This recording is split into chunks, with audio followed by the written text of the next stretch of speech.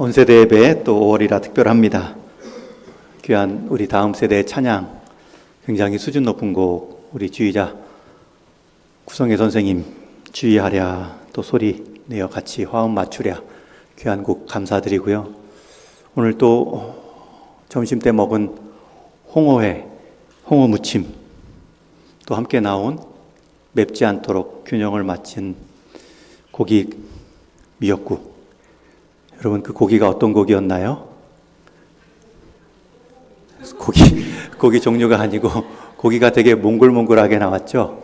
고기가 덜쑥덜쑥 썰은 게 아니라 제가 처음 먹어본 맛있는 고기 미역국 감사드립니다. 제가 이렇게 감히 반찬을 논하는 것은 반찬 비교하라고 하시는 말씀이 아니고 어떤 반찬이든지 저는 칭찬할 수 있는데 그 귀한 수고들 잊지 마시라고 드신 만큼 또 예배자로 잘 설 수 있도록 또 여러분들이 그 자리 설 때 힘써 설거지 해주시고 교회 주방 도움의 손길 필요할 때 도와주심으로 우리 어르신들도 잘 섬겨주시고 다음 세대들 식사 잘 할 수 있도록 도와주시면 여러분 변화에 몸을 들이는 귀한 모습입니다. 또 여러분, 오늘 영유치부 아이들 귀한 선물 받았어요. 나눠주는 모습이 얼마나 보기 좋은지 흐뭇한 표정이 절로 나왔고요.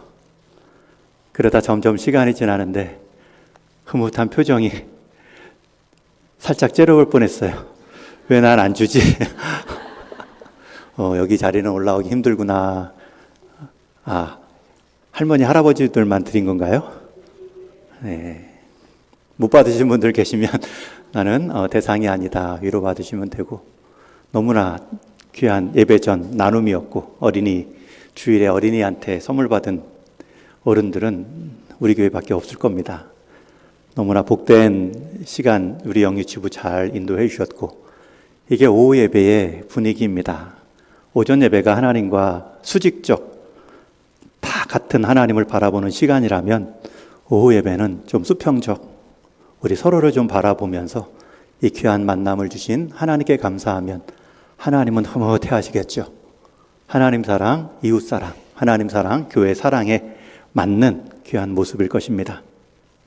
또 지난주 우리 5월의 달이라 여러 전도의 별 행사가 있는데 제게 참 은혜가 된 한 장면이 있었습니다. 한번 사진으로 나누겠습니다. 우리 일남전도회가 5월 1일 노동절 때 우리 월드컵 공원에 가서 예배드리는 장면입니다. 계속 넘겨가 주세요. 한 분 한 분 얼마나 마음을 다해 우리 전도회별 예배를 월드컵 공원에서 예배장 삼아서 드리는 모습이 좋았는지, 예배 순서지까지 찬양 가사까지 다 준비하셔서 기도 순서자까지 드리는 모습이 너무나 보기 좋았습니다. 제가 기도했던 모습이고요. 이런 모습들이 교회 안에서, 이제 오후 예배 안에서도 우리가 전도회별 모임을 좀 진행할 때에 이런 모습으로 수평적 서로의 근황과 기도 제목을 나누면서, 사실 설교자의 역할도 필요하지만 여러분 한 주간 받은 은혜를 그 한 말씀을 가지고 간증하는 그 귀한 말씀도 하나님이 기뻐하십니다. 하나님 말씀 해석보다 여러분이 삶으로 살아낸 아래로부터의 여러분의 간증도 얼마나 서로에게 은혜가 되는지 모릅니다. 우리 제1남전도의 야유의 모습 제가 귀하게 여기고 칭찬합니다.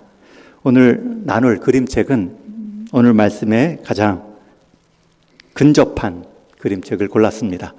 제목이 뭐지요? 지각대장촌. 여기 존 말고 지각대장 누구누구 이름 넣으실 분들 많이 계시죠? 지각대장 하면 떠오르시는 분 계시나요? 지각대장 존이라고 이 선생님이 검은색 옷에 좀 모양도 좀 불편하죠. 지각한 아이를 막 윽박하듯 그런 표정으로 혼내는데 제가 한번 쭉 읽어드리겠습니다.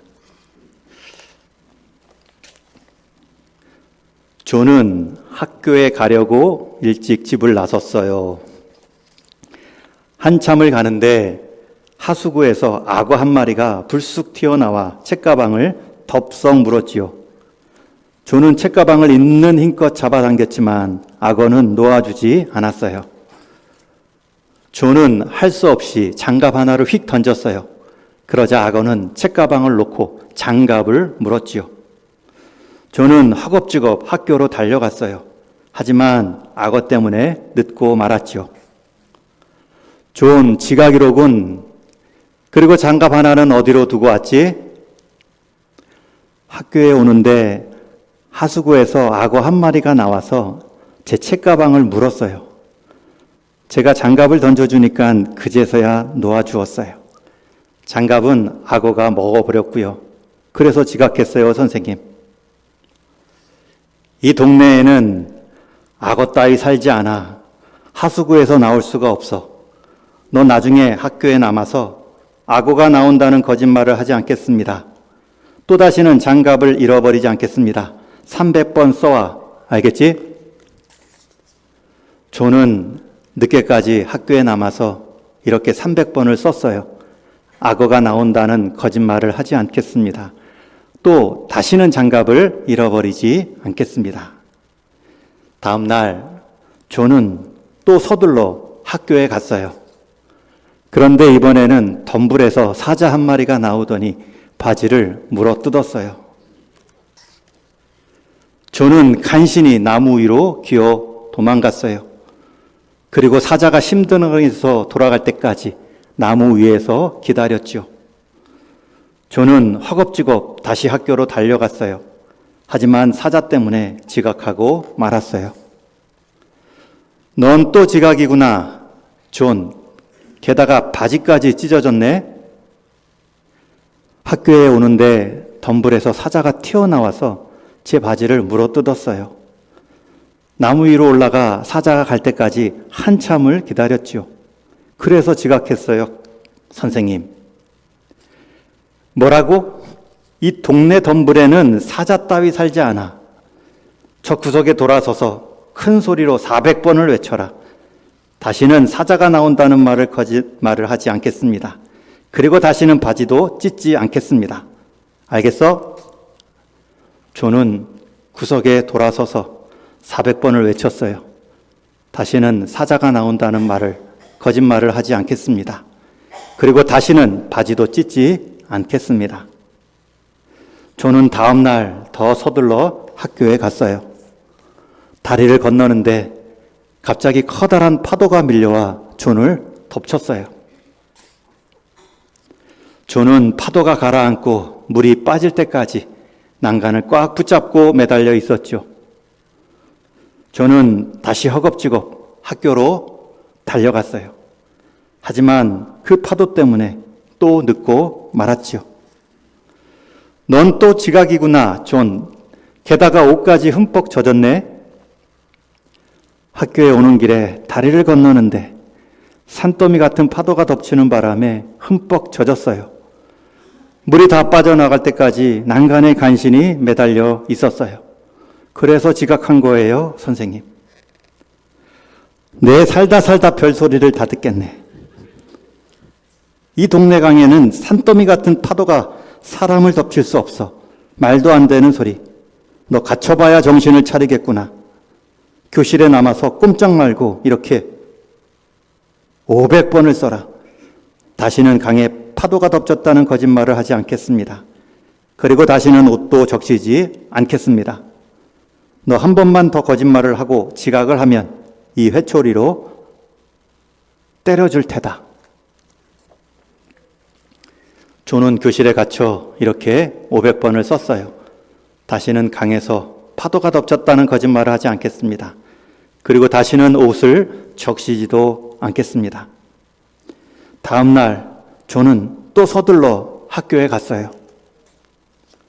웬일인지 가는 길에 오늘은 아무 일도 일어나지 않았어요. 그래서 존은 제 시간에 학교에 도착할 수 있었죠. 그런데 선생님이 말해요. 존, 나 지금 커다란 털복숭이 고릴라한테 붙들렸어. 천장에 매달려 있어. 빨리 나를 좀 내려다오. 그때 존이 말했어요. 선생님, 이 동네 교실 천장에는 커다란 털복숭이 고릴라 따위는 살지 않아요. 다음 날 존은 또다시 학교에 가려고 길을 나섰답니다. 끝. 지각대장 존, 우리 아이 존 매번 말하죠. 악어를 만났어요. 사자를 만났어요. 파도를 만났어요. 정말 만났는지는 일단 만났다고 봐야죠.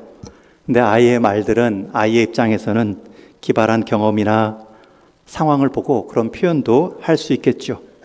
아이의 말은 아이의 입장에서 하는 표현일 겁니다. 그런데 선생님은 선생님의 입장에서 믿지 않고 벌을 주고 반성문을 쓰는데 열심을 냅니다. 그렇게 아이는 선생님의 입장을 자꾸 배워가는 거예요. 아이의 시선을 점점 잃어갑니다. 그러다가 결국 선생님이 같은 상황에 놓이고 털복숭이 고릴라한테 잡혀 있으니 아이가 이 선생님의 입장에서 그런 털복숭이는 없는 거예요. 그런 말을 하고 있어요. 만약 선생님이 그래서 늦었구나 받았다면 좋은 털복숭이한테 나 좀 꺼내줘 하면 그 아이의 대답은 그 전에 그 대답과는 달랐겠죠. 우리는 이 작은 그림책을 보면 깨닫습니다. 말의 문제가 아니라 서로 처한 입장의 이해의 문제구나. 그래서 오늘 함께 읽은 본문 로마서 말씀은 이렇게 우리에게 권면합니다. 즐거워하는 자들과 함께 즐거워하고 우는 자들과 함께 울라. 이 말의 핵심은 같은 자리에 서 보라는 것입니다. 같은 입장에서 같이 공감해 주라는 뜻입니다. 여러분, 상대의 말은 상대의 입장에 서 봐야 이해됩니다. 상대의 말은 설명으로 되는 것이 아니라 그 입장에 서 보는 것이 제대로 된 이해입니다. 그래서 때로는 위치 이동이 필요합니다. 아이의 눈높이로 내려가야 되고, 또 아이들은 왜 선생님이 저렇게 말할까? 우리 선생님들, 어른들의 무게도 느껴봐야 됩니다. 선생님은 아이 존의 말을 듣지 않았습니다. 아니, 그의 입장에 내려가지 않은 겁니다. 그리고 자신이 그 같은 똑같은 상황이 되었을 때에 그제서야 깨닫죠. 아, 이럴 수도 있구나. 그제서야 그 입장의 말을 이해합니다. 여러분, 입장이라는 말이 뭐죠? 설립, 장소의 장, 서 있는 자리. 다 달라요. 내 입장에서 말하지만 듣는 사람은 상대 자리에서 듣기 때문에 말하는 사람의 지혜는 그가 듣는 입장, 그의 눈높이에 맞추어서 표현하는 게 좋지요. 듣는 사람은 내 입장에서 듣는 것이 아니라 그 입장에서 그런 말을 왜 할까? 그 상황을 먼저 잘 헤아리며 듣는 것이 지혜로운 읽기입니다. 흔히 책을 3번 읽으라고 합니다. 첫 번째는 내용을 읽고, 두 번째는 그 책을 쓴 저자를 읽고, 그리고 나서 그 책을 통해 나를 읽어라. 여러분, 마찬가지로 사람과의 관계도 그런 노력이 필요합니다. 잘 말을 들으세요. 그리고 그 말을 하는 그 입장을 한번 생각해 보세요. 그리고 나서 그 말에 나의 입장 반응은 무엇일까? 오늘 오전에 성경 봉독 2부 예배 때 제가 로마서 12장, 오늘 본문 12장이죠. 1절을 읽다가 중간에 멈춘 것을 몰랐어요. 아니, 1절 읽었는데 왜 2절을 안 읽으시지? 거룩한 산 제물로 드리라 여기까지만 했어요. 이는 너희가 드릴 영적 예배니라를 빼먹었어요. 그리고 속으로 생각을 했지요. PPT에서 빠졌나? 우리 성도님들 아직 성경을 못 찾으셨나? 여러분의 입장을 제가 헤아리지 못했고, 여러분들은 이제 제가 노안이 와서 작은 성경 그냥 한 줄을 건너뛸 수도 있다는 것을 또 모를 수도 있죠. 그렇게 상대의 입장에서 서 보면 서로 긍휼히 여기고 서로 불쌍한 마음으로 함께 넘어갈 수 있습니다. 요즘 우리 교회 식당 밥이 맛있는 게 다 지역 동네 소문이 나서 또 교회 성도들이 아닌 분들도 지나가다 드시고 노숙하시는 분들도 드시고, 드시는 건 드시는 거지만 또 때로는 선을 넘어서 교회에서 큰 소리를 내시거나 미리 와서 막 혼자 다 드시거나 그런 걸 방지하기 위해서 우리 남자 집사님 또 당회에서 조심스럽게 안내를 하고 있습니다. 분명히 이것은 제가 봐도 우리 성도들이 우선입니다. 성도님들을 보호해야 되고요. 성도님들의 식사입니다. 그러나 또 오신 분들은 어떤 입장이기에 그렇게 교회에서 제공하는 식사들을 하실 만큼 혹 어려우셨나? 귀찮으셔서 오신 것인가? 아니면 정말 먹을 것이 없으셔서 오신 것인가? 아니면 식사하신 후에 어떤 재정 도움을 요청하시려고 오신 것인가? 여러 생각들이 들지요. 분명히 우선순위는 우리 성도님들의 수고로 인해 우리 교회 공동체를 세워가는 귀한 식탁 교제입니다. 그게 흔들리거나 흩어지는 것을 원치 않습니다. 이건 제 담임 목사의 기준입니다. 그럼에도 또 한 가지 놓지 말 것은 그분들은 왜 그럴까? 우리 남자 집사님, 장로님들이 기준을 세워주고 질서를 잡아준다면 우리 조금 더 젊은 분들은 오신 분들에 대해서 인사도 하시고 기계적으로 다가가시라는 말씀이 아닙니다. 늘 많이 오신 분들이라면 눈인사라도 하시고 어디서 사세요? 라고 물으시기도 하셔서 그 입장을 좀 헤아려 주는 태도가 교회다움일 것입니다. 계속해서 두 가지 기준을 이어갈 겁니다. 우리 성도의 공동체를 잘 이어가야 됩니다. 그러나 또 그 공동체에 온 사람의 입장은 무엇일까? 우리가 나가서 전도하기도 힘든데 그렇게 교회로 찾아오신 분들의 어려움은 무엇일까?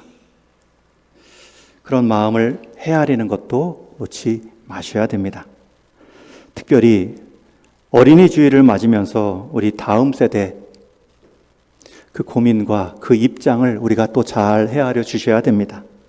우리 다음 세대들은 어른들의 수고로움과 그 삶의 경륜, 그 입장에서 나온 그 말씀들을 또 잘 헤아려 주셔야 됩니다. 서로 이해하지 못한다, 자기 입장만 주장하는 것만큼 소모적인 대화는 없죠. 각자의 입장이 있기 때문에 둘 다 하는 말에 일리가 있습니다. 여러분, 일리라는 것은 하나의 이치입니다. 그런데 내 말을 일리가 아닌 진리로 말하면 대화가 안 됩니다. 나는 이렇게 생각하는데 너는 그렇게 생각할 수도 있구나. 상대의 입장에서 서 보려는 노력이 성숙한 대화의 비결이죠. 그런 점에서 예수님은 함께 서는 자리, 눈높이 사랑의 대가입니다. 예수님의 삶을 보면 놀랍습니다. 그분은 출발부터 우리의 입장에서 시작하십니다. 우리 사람의 모습으로 찾아오셨고 우리보다 더 낮은 자리로 내려가셨습니다. 그 삶의 과정 공생의 때에는 어린아이를 만나면 어린아이의 입장에서, 병든 자를 만나면 그 병든 아픔의 입장에서, 죄인에게 설 때에는 정죄가 아니라 식탁의 교제의 자리에서 예수님은 교제하셨고 같은 입장에서 이해하셨습니다. 그래서 우리가 여기까지 올 수 있었습니다. 오늘 우리 가정에서, 교회에서 대부분의 대화의 어려움은 말의 기술이 없기 때문이 아닙니다. 내 자리, 내 입장만 주장하기 때문입니다.